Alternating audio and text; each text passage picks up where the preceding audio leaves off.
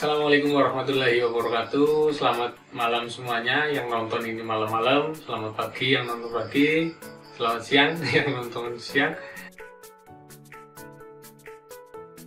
Ya, waduh, senang sekali rasanya Pak Guru merilis video pertama tentang tugas pembelajaran IPA, lapisan-lapisan bumi dan bencana alam.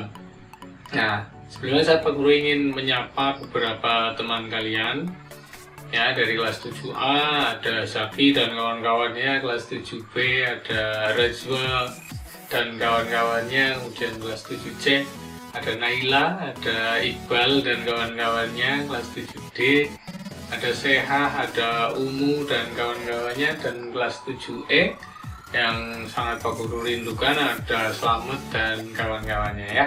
Nah, Pak Guru punya tugas buat kalian di rumah selama belajar di rumah karena adanya wabah corona ini.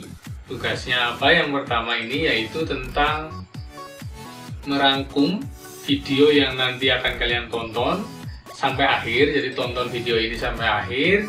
Kalian akan menemukan video tentang lapisan-lapisan bumi dan bencana alam. Nah, kalian rangkum di buku tulis kalian, tuliskan nama dan tanggal kalian merangkum yang besar, kemudian kalian foto dan kirimkan di Facebook ya, di Facebooknya MTS Negeri Kawunganten. Jadi MTS Negeri 3 Cilacap, dulu namanya MTS Negeri Kawunganten. Cari Facebooknya MTS Negeri Kawunganten, nanti ada postingan video ini. Nah, di situ kalian upload di kolom komentar hasil rangkuman kalian ya. Nah, untuk 30 anak yang mengupload pertama, komentar pertama, nanti akan mendapatkan nilai yang super dari Pak Guru antara 90 sampai 95 tergantung kerapihan dan juga ya seninya begitu. Kemudian 30 selanjutnya atau nomor 31 sampai 60 akan mendapatkan nilai di bawahnya yaitu antara 85 sampai 90. Nah, setelah itu Pak Guru akan nomor 61 sampai selanjutnya Pak Guru akan memberikan nilai tergantung dari apa yang kalian kerjakan atau kalian rangkum. Nah, langsung saja daripada berpanjang lebar, silahkan tonton videonya sampai akhir. Jangan lupa Facebook MTS Negeri Kawunganten. Itu saja, sampai jumpa di tugas selanjutnya. Nanti akan saya cek setiap hari tugas yang ini. Itu saja. Assalamualaikum warahmatullahi wabarakatuh. Selamat melaksanakan. Litosfer. Lapisan tanah memiliki struktur tanah yang berbeda-beda. Contohnya, tanah humus yang dapat digunakan untuk bercocok tanam. Pada bagian tengah, terdapat tanah dengan struktur yang lebih keras, dan pada lapisan selanjutnya tersusun dari bebatuan. Dengan demikian, tanah di bumi memiliki lapisan-lapisan tertentu dengan struktur tanah dan batuan yang berbeda. Litosfer adalah lapisan batuan yang ada di bumi. Dalam arti yang luas, litosfer juga berarti seluruh bagian padat yang ada di bumi, termasuk intinya. Struktur padat di bumi terdiri atas 3 bagian. Yang pertama, kerak bumi yang terbagi menjadi 2. Yang pertama, kerak benua, yaitu kerak bumi yang berada di daratan. Yang kedua, kerak samudra, yaitu kerak bumi yang berada di dalam laut. Struktur yang kedua yaitu mantel bumi yang terbagi menjadi 2, yaitu mantel atas dan mantel bawah.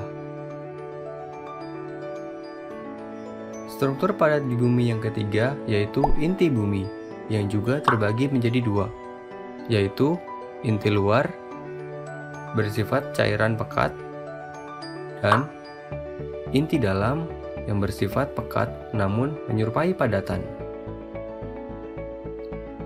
Berdasarkan struktur bumi, ada 2 teori mendasar yang perlu dipelajari. Yang pertama, teori tektonik lempeng, dan yang kedua, teori gempa bumi dan gunung berapi. Yang pertama, teori tektonik lempeng. Berdasarkan teori ini, kerak bumi dan bagian atas dari mantel bumi terbagi menjadi beberapa bagian. Bagian ini disebut lempeng. Lempeng bersifat plastis dan dapat bergerak di lapisan ini. Ketika lempeng bergerak, akan terjadi interaksi saling menjauh dan memisah. Selain itu, lempeng juga bisa saling mendekat hingga terjadi tubrukan. Apabila dua lempeng saling menjauh, lempeng tersebut bersifat divergen. Divergen ini akan mengakibatkan peristiwa patahan atau retakan. Ketika dua lempeng saling mendekat, maka pergerakan tersebut disebut konvergen.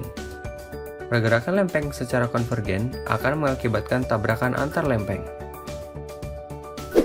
Yang kedua, teori gempa bumi dan gunung berapi. Gempa bumi adalah energi yang terjadi di permukaan bumi akibat pergerakan lempeng.